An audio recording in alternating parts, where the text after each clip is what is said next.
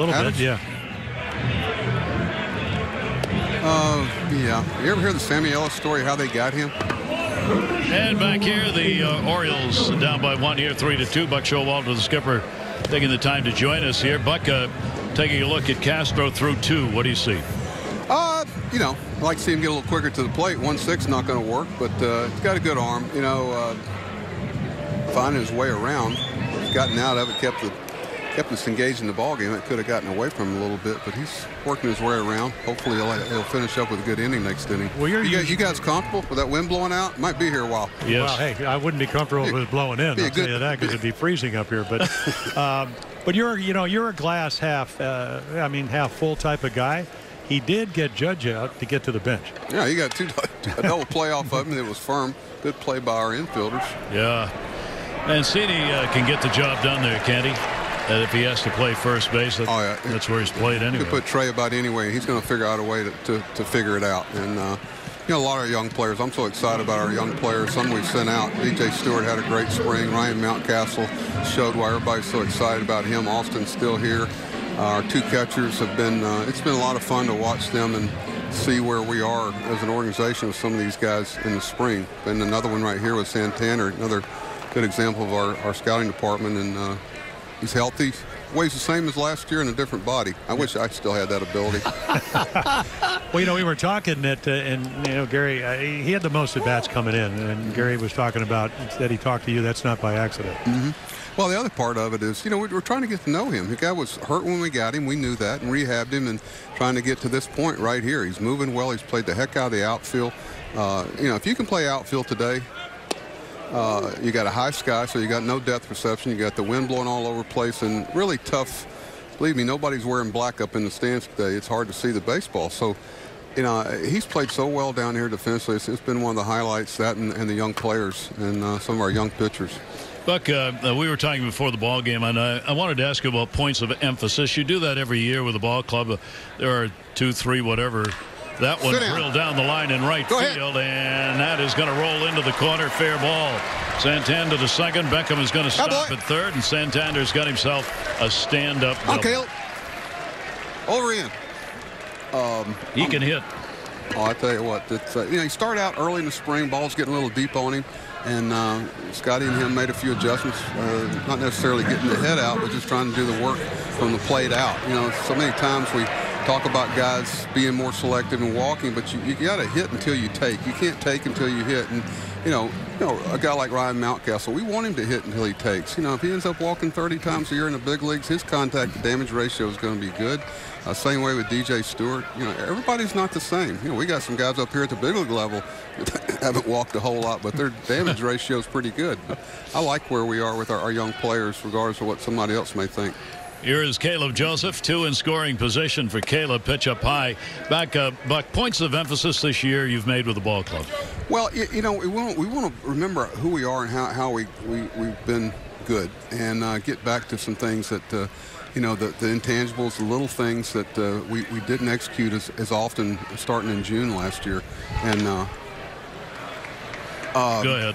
No, I was trying to figure out. That's a get them over, get them in. So many times second, third, they think about driving the run. The ideal at bat there is maybe a ground ball to second base, get them over, get them in. Well, you told him set up our young new leadoff hitter. Well, yeah, you told him to do that, and he didn't. Well, maybe you got to talk louder. So you want to be an announcer or a manager? Oh no, I heard you. We got the mic. You got your mic. Yeah. Get him over. I forgot about that. You can hear me. Yeah, we can. There's a novel thought. But you know, but it is so interesting that when you say that and then you do it, how much it makes it more difficult to pitch. Oh, it's you know, and I'm talking to Austin Hayes today. I said, Austin, I said at this level it's going to be easier for you to hit potentially because there are going to be more creatures of habit and be able to locate. I mean, you got a man on third and 1 out. They are not going to throw you a fastball strike first pitch, but they are going to throw you a breaking ball, get me over strike, and sometimes that's a pitch that you can do damage on. We were talking today. I said, you know, I never put you in foul ground in right field, right? And he goes, well, yeah. He had a great answer. I said, why not? He says, well, it'd be a balk, which it is. You got to. And I said, okay, good answer. But I said, we don't have to defend a foul ball, and you don't have to defend a ball. A slider, you know, he goes, boy, somebody said one time this year, boy, that slider down away is tough. Well, yeah, Doc Cobb had trouble with it, but it's a pitch you don't have to defend because it's a ball. And that's a point of emphasis is because our guys have some track record. Let's make sure we're defending the balls that we have to defend. We're not putting guys in foul ground because we don't have to defend those. What about for the pitchers, Buck? Well, we want to continue to be our times to the plate, doing all the little things, but I think just trying to be more aggressive. You know, strike one still. Here we go. He's coming. And a play. And he is out. Beckham coming in on a ball that got away. Romine got back to get it. Adams got to the plate, and they get the runner. You know what's tough there, Jimmy, is you got your depth. You know, if you think about him looking down the third baseline and can't tell for sure how far that ball's away. You know, if you're looking at it from the pitcher's mound, I want Beck.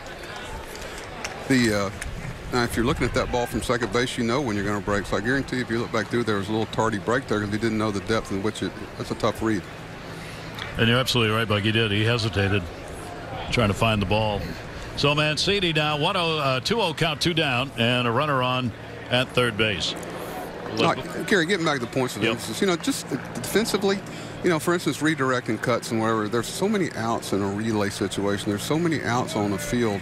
And, you know, you may say, hey, so-and-so won the game in the 9th inning. No, a relay we ran or back an out on a trail runner because we were in right position allowed that run not to score and staying away from the big inning. You're going to give up runs in the American League East. It's just part of the deal. It's can you minimize damage? You know, we had a couple pitchers this year started out second, third, nobody out, and came out with a 1-run score. You know, and now they get engaged in the game, and the team's still there. We want to be in a little more attack mode, and you know, some private things that we've really stressed. Just reminding them of what we have to do to make up the difference with these clubs that we're competing with. What are we willing to do that they may not be willing to do? All right, the 2-ball, 2-strike delivery on the way. It's going to go in the left field, base hit. So Mancini delivers the RBI. Santander will score. That way, Anthony. Hi, baby. The Orioles get it tied up at 3. This is fun. I should come on here. You should come on here. Why? Yeah, absolutely. Hey, but you know, the Orioles did probably 3rd or 4th in the American League with 286 runner in scoring position. You know, you played. I mean, your nickname, Willie McGee, let us in the slasher when you played with him. Willie gave that up. Yeah, he did.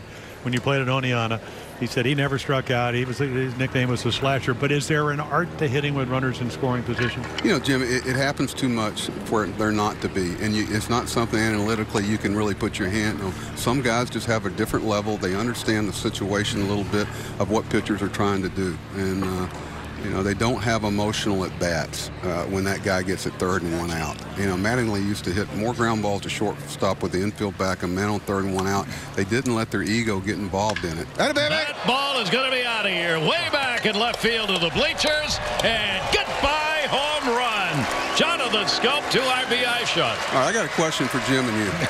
Go ahead. All right, give me your batting order, your first 3 guys this year. Well, we already talked about that.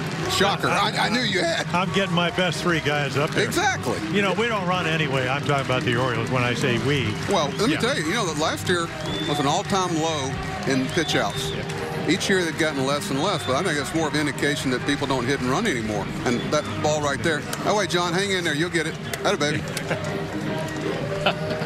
John was a little late for a meeting today. Oh, was he? Oh. Yeah. Well, he wasn't late on this fastball, I'll tell you that. No, you know, that daylight savings time is tough on some guys. All right, we're going to get a pitching change here. Buck, we really appreciate it. Thanks so much. We got to go to commercial. We got to go to commercial. You know about that. Yeah. Good deal. You've worked up here before. Thanks, Skip. All right, guys. Thanks for having me. Orioles take the lead 5-3, and the Yankees, Aaron Boone, out to make a change.